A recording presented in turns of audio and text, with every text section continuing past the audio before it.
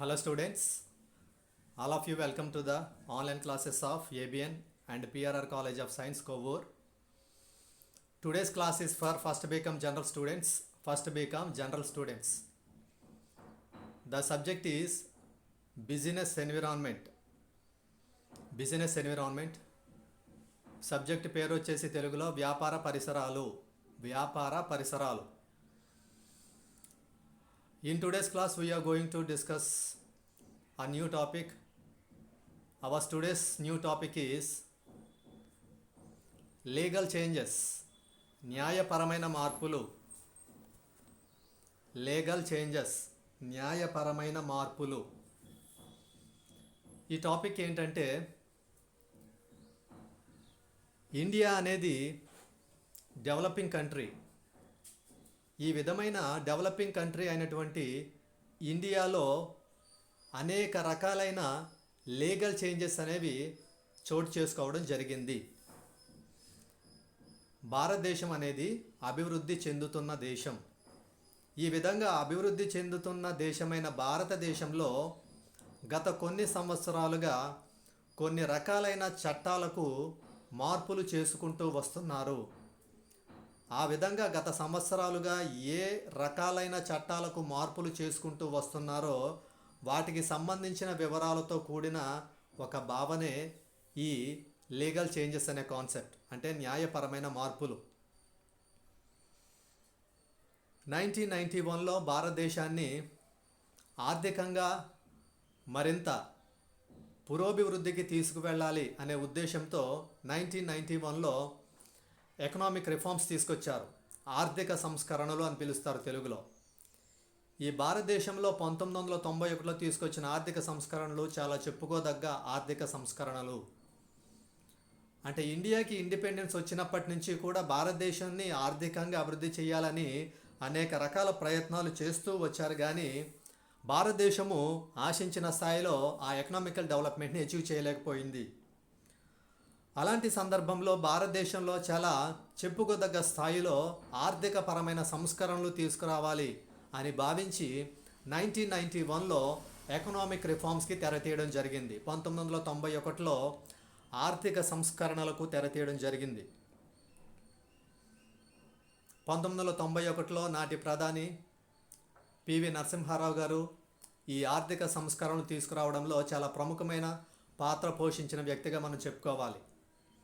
1991లో భారతదేశము ఆర్థిక పరమైన సంస్కరణలు తీసుకురావడానికి ఎన్నో రకాలైన చర్యలు చేపట్టింది. ఆ చర్యలు చేపట్టడానికి అవసరమైన పూర్తి సహకారాన్ని, ప్రోత్సాహాన్ని అందించిన వ్యక్తిగా నాటి ప్రధానమంత్రి పివి నరసింహారావు గారిని చెప్పుకోవాలి. ఆ విధమైన ఆర్థిక సంస్కరణలు తీసుకొచ్చి భారతదేశంలో నూతన పారిశ్రామిక విధానాన్ని కూడా తీసుకొచ్చారు. 1991 జూలై 24, 1991 జూలై 24న భారతదేశంలో ఒక నూతన పారిశ్రామిక విధానాన్ని కూడా ప్రకటించడం జరిగింది. అంటే భారతదేశాన్ని ఆర్థికంగా అభివృద్ధి చేయాలి అంటే భారతదేశంలో పరిశ్రమలను అధిక సంఖ్యలో స్థాపించాలి, పరిశ్రమల యొక్క ఉత్పాదకత పెంచాలి. దేశంలో ఉత్పాదకత పెంచడం ద్వారా వ్యాపార కార్యకలాపాలు అధిక సంఖ్యలో జరిగి వినియోగదారులకు అవసరమైన వస్తు సేవలు చౌక ధరలకు దొరకాలి. అంత మాత్రమే కాదు, భారతదేశము అధిక స్థాయిలో ఉత్పాదకత సాధించడం ద్వారా భారతదేశము విదేశాలకు వస్తు సేవలను ఎగుమతి చేసే స్థాయికి వెళ్ళాలి అనేది కూడా ఒక ప్రధానమైన ముఖ్య ఉద్దేశం. 1991లో నూతన పారిశ్రామిక విధానాన్ని తీసుకురావడంలో అది కూడా ఒక ముఖ్యమైన ఉద్దేశం. సో ఆ విధంగా నూతన పారిశ్రామిక విధానాన్ని తీసుకొచ్చి పరిశ్రమలకు అంతవరకు అనుసరిస్తున్న విధానాన్ని పక్కన పెట్టి దాని స్థానంలో ఒక న్యూ ఇండస్ట్రియల్ పాలసీని 1991లో అనౌన్స్ చేయడం కూడా జరిగింది. 1991లో అనౌన్స్ చేసిన న్యూ ఇండస్ట్రియల్ పాలసీ కారణంగా కూడా భారతదేశము ఈనాడు ఎంతో కొంత ఎకనామికల్ డెవలప్మెంట్ సాధించిందని చెప్పవచ్చు. సో ఈ విధంగా భారతదేశాన్ని ఎకనామికల్గా డెవలప్ చేయడానికి అనేక సంవత్సరాలు, అనేక సందర్భాల్లో భారతదేశంలో ఉన్నటువంటి చట్టాలకు అనేక రకాలైన అమెండ్మెంట్స్ చేసుకుంటూ వస్తూ కొత్తగా చట్టాన్ని క్రొత్తగా మార్పు చేయడం జరిగింది. ఆ విధంగా భారతదేశంలో ఉన్నటువంటి రకరకాలైన చట్టాలకు ఏ ఏ సంవత్సరాల్లో ఏ ఏ సందర్భాల్లో ఏ విధమైన సవరణలు చేసి ఏ విధమైన న్యాయపరమైన మార్పులు తీసుకొచ్చారు అనేదే మనం ప్రస్తుతం ఇప్పుడు నేర్చుకోబోయే అంశం. లీగల్ చేంజెస్, న్యాయపరమైన మార్పులు. There have been many changes that took place in the economy since independence. ఇండియాకి ఇండిపెండెన్స్ వచ్చిన నాటి నుంచి కూడా ఇండియన్ ఎకానమీకి సంబంధించిన కాన్సెప్ట్స్లో వేరియస్ టైప్స్ ఆఫ్ చేంజెస్ అనేవి చోటు చేసుకోవడం జరిగింది. భారతదేశానికి స్వాతంత్రం వచ్చిన నాటి నుంచి నేటి వరకు కూడా భారతదేశం యొక్క ఆర్థిక వ్యవస్థను అభివృద్ధి చేయాలి అనే ఉద్దేశంతో భారతదేశంలో ఉన్నటువంటి చట్టాలకు అనేక రకాలైన న్యాయపరమైన మార్పులు చేయడం జరిగింది. వాటికి సంబంధించిన విషయాలనే మనం ఇప్పుడు తెలుసుకోవడం జరుగుతుంది. First point, the MRTP act was introduced in the year 1969 but was replaced by competition act in 2002. 1969లో ఇండియన్ గవర్నమెంట్ ఎంఆర్టీపీ యాక్ట్ అనే ఒక యాక్ట్ని తయారు చేయడం జరిగింది. అయితే 2002లో ఎంఆర్టీపీ యాక్ట్ ప్లేస్లో కాంపిటీషన్ యాక్ట్ అనే ఒక కొత్త యాక్ట్ని తీసుకురావడం జరిగింది. ఎంఆర్టీపీ యాక్ట్ అంటే monopolies restrictive trade practices act 1961లో దీన్ని చేయడం జరిగింది. అంటే ఏ విధమైన మోనోపలీ అనేది బిజినెస్లో ఉండకూడదు, బిజినెస్లో మోనోపలీ ప్రాక్టీసెస్ ఉంటే అది కన్జ్యూమర్స్కి ఏ విధంగా బెనిఫిట్ కాదు అనే ఉద్దేశంతో మోనోపలీ రెస్ట్రిక్టివ్ ట్రేడ్ ప్రాక్టీసెస్ని దృష్టిలో పెట్టుకుని 1969లో ఇండియన్ గవర్నమెంట్ చేసిన ఎంఆర్టీపీ యాక్ట్ ఆ తర్వాత అనేక రకాలైన అమెండ్మెంట్స్ చేసుకుంటూ వచ్చి ఈ ఎంఆర్టీపీ యాక్ట్ ప్లేస్లో 2002లో కాంపిటీషన్ యాక్ట్ని కొత్తగా చేయడం జరిగింది. అంటే 1969లో భారత ప్రభుత్వం తీసుకొచ్చిన ఏకస్వామ్య మరియు అక్రమ వ్యాపారాల నిరోధక చట్టం స్థానంలో 2002లో పోటీ చట్టము అనే ఒక కొత్త చట్టాన్ని తీసుకురావడం జరిగింది. ఇదొక ఇంపార్టెంట్ లీగల్ చేంజ్. భారతదేశంలో బిజినెస్ యాక్టివిటీస్కి ట్రేడ్ ప్రాక్టీసెస్కి సంబంధించి చేసిన ఒక ఇంపార్టెంట్ లీగల్ చేంజ్. 1969లో చేసిన ఎంఆర్టీపీ యాక్ట్ ప్లేస్లో 2002లో కాంపిటీషన్ యాక్ట్ని తీసుకురావడం జరిగింది. Second point, the Companies Act 1956 also undergone a lot of amendments and many new acts came into existence. 1956లో కంపెనీస్ యాక్ట్ని డిజైన్ చేయడం జరిగింది. 1956లో తయారు చేసిన కంపెనీస్ యాక్ట్ ఆ తర్వాత కాలంలో అనేక రకాలైన అమెండ్మెంట్స్ జరిగి ఆ తర్వాత ప్రజెంట్ 2013 కంపెనీస్ యాక్ట్గా ఎగ్జిస్టెన్స్లో ఉన్నది. అంటే 1956లో భారత ప్రభుత్వం కంపెనీల చట్టం 1956 అనే ఒక చట్టాన్ని చేసింది. ఆ తరువాతి కాలంలో అనేక సందర్భాలలో 1956 కంపెనీల చట్టానికి అనేక సవరణలు జరిగి ప్రస్తుతము కంపెనీల చట్టము 2013 అనేది ఎగ్జిస్టెన్స్లో ఉంది. ఇది కూడా ఒక important legal change. Next third point, FERA act 1972 was replaced by FEMA 2000. ఇక్కడ టైపింగ్ మిస్టేక్ ఉంది. 1972లో ఇండియన్ గవర్నమెంట్ చేసినటువంటి ఫెరా యాక్ట్ ప్లేస్లో 2000లో ఫెమా యాక్ట్ని చేయడం జరిగింది. అంటే 1972లో చేసిన ఫారిన్ ఎక్స్చేంజ్ రెగ్యులేషన్ యాక్ట్ ప్లేస్లో ఇండియన్ గవర్నమెంట్ ఇయర్ 2000లో ఫెమా అంటే ఫారిన్ ఎక్స్చేంజ్ మేనేజ్మెంట్ యాక్ట్ని తీసుకురావడం జరిగింది.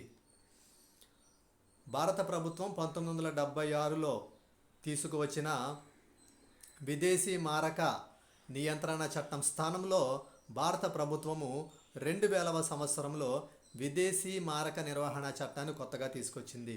ఇది కూడా ఒక important legal change. Fourth point, there have been many legal changes in factories act, payment of bonus act, social security legislations also. ఇంతవరకు మనం discuss చేసుకున్న ఈ విధమైన యాక్ట్స్తో పాటు ఫ్యాక్టరీస్ యాక్ట్లోను, పేమెంట్ ఆఫ్ బోనస్ యాక్ట్లోను, సోషల్ సెక్యూరిటీస్లోను అనేక రకాల అమెండ్మెంట్స్ కూడా చోటు చేసుకోవడం జరిగింది. అంటే భారత ప్రభుత్వము ఫ్యాక్టరీల చట్టము మరియు బోనస్ల చెల్లింపు చట్టము మరియు సామాజిక సెక్యూరిటీల చట్టము ఈ విధమైన చట్టాలలో కూడా అనేక సందర్భాలలో అనేక రకాలైన సవరణలు చేసి క్రొత్త చట్టాలను కూడా తీసుకురావడం జరిగింది. ఇవి కూడా important legal changes. There were many amendments were took place to the provident fund rules. అంటే ప్రావిడెంట్ ఫండ్ రూల్స్కి సంబంధించిన యాక్ట్లో కూడా చాలా రకాల అమెండ్మెంట్స్ అనేవి చోటు చేసుకోవడం జరిగింది. భారత ప్రభుత్వము భవిష్య నిధి నియమ నిబంధనలకు సంబంధించిన చట్టంలో కూడా అనేక సందర్భాలలో అనేక సంవత్సరాలలో అనేక సవరణలు చేసుకుంటూ వస్తూ ప్రస్తుతం కూడా ఒక క్రొత్త భవిష్యత్తు నిధి నియమ నిబంధనలకు సంబంధించిన చట్టాన్ని కూడా తీసుకురావడం జరిగింది. ఇది కూడా ఒక important legal change. The industrial policy, monetary policy and fiscal policies were also undergone with lot of changes from time to time.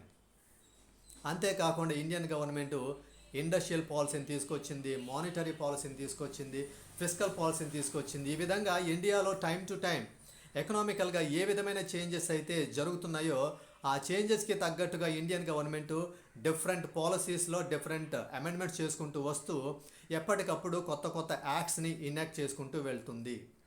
అంటే భారత ప్రభుత్వము పారిశ్రామిక విధానము, ద్రవ్య విధానము, కోశ విధానము, ఈ విధానాలలో కాలానుగుణంగా ఏ రకాలైనటువంటి మార్పులు చేర్పులు అవసరమో అటువంటి మార్పులు చేర్పులు చేస్తూ కొత్త చట్టాలకు కొత్త సవరణలు చేస్తూ కొత్త చట్టాలు తీసుకువస్తూ ఉన్నవి. These changes have been continuously affecting the legal environment which also influence of the business sectors. ఈ విధమైన లీగల్ చేంజెస్ అన్నీ కూడా బిజినెస్ సెక్టార్ మీద చాలా చెప్పుకోదగ్గ స్థాయిలో ఇంపాక్ట్ చూపిస్తాయి. ఈ లీగల్ చేంజెస్ అన్నీ కూడా చాలా ఫ్రీక్వెంట్గానే కంటిన్యూస్గానే జరుగుతూ ఉంటాయి. ఈ విధంగా చాలా కంటిన్యూస్గా మారుతూ ఉండే ఈ లీగల్ చేంజెస్ వల్ల ఏమి ఇంపాక్ట్ అవుతూ ఉంటాయంటే business organisations, business enterprises, companies and business sectors, వివిధ రకాలైన వ్యాపార సంస్థలు మరియు కంపెనీలు ప్రభుత్వాలు తీసుకొచ్చే ఈ విధమైన నూతన న్యాయపరమైన మార్పుల వల్ల ఆ వ్యాపార సంస్థలు లేదా కంపెనీల యొక్క కార్యకలాపాలు చాలా చెప్పుకోదగ్గ స్థాయిలో ప్రభావితం అవుతాయి అని మనం అర్థం చేసుకోవాలి.